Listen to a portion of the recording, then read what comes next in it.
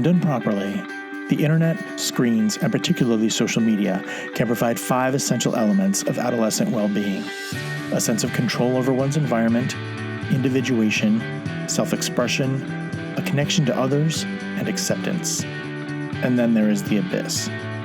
Welcome to App-Propriate, a podcast designed to give you a little taste into the positives and negatives of the most popular social media apps, so that you and your most importants can make more informed, healthy, and safer choices when it comes to interacting through your screens. I'm your host, Joe Langford. Note that I said safer, not safe. Interacting through screens with other humans contains a degree of natural risk, just like real life.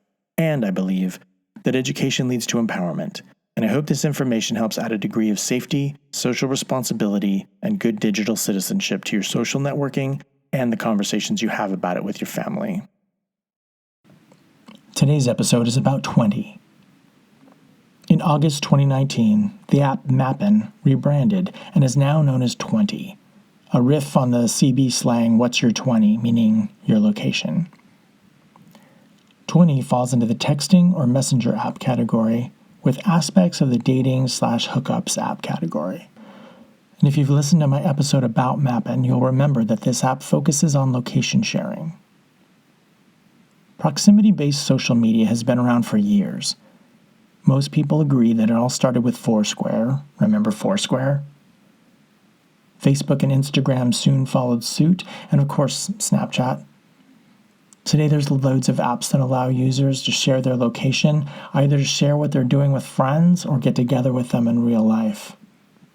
Some apps' primary purpose is location sharing, with 20, formerly Mappen, being one of the most popular.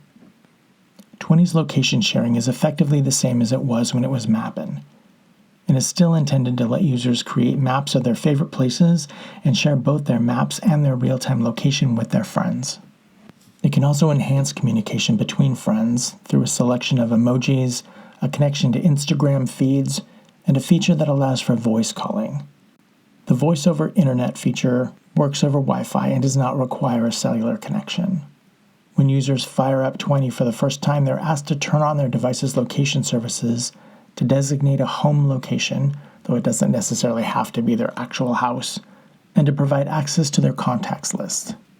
After your child is connected to other users on 20 notifies them when they're geographically near each other and suggests that they meet up. Users can choose to be invisible to one or more people at any time if they don't want to share their location, though the whole point of the app is to track your friends and have them track you, so... The hide feature, though likely meant to protect feelings, is just as likely, perhaps more, to stir up drama. For example, if a kid can see their friends hanging out but wasn't invited, you're able to see all your friends and whether or not they're hanging out together, even if it's without you. Compounding this, the meetup function allows users to suggest activities to friends, set specific meetup details, and designate their top friends, which also potentially could leave some feeling left out. The default setting is that the kid's device's location services run in the background even when they're not actively using the app. This way, their friends, the other 20 users that they're connected to, can see their GPS location on a map 24/7. The user-created map function allows searches for specific locations, the ability to add comments about them, and provides directions to those locations via Google Maps and Uber. If you choose to set the app's location services to only track when the app is in use, then you're not allowed to post updates to your status, which, again, is the whole point of the app. You can also turn off GPS tracking, but only for 8 hours at a time, and then it reactivates, meaning that if you don't stay on top of the settings, you're continuously sharing your location, even when you are in your own actual house. Now, while it seems fun and potentially safe to share location with friends, the disadvantages of constant location sharing outweigh the advantages. Bottom line, the reality of having your location on display is a setup for trouble, and 20 is, at its core, a location sharing app. It should be on parents' radar, and most kids benefit from parental monitoring of phones, devices, and social media.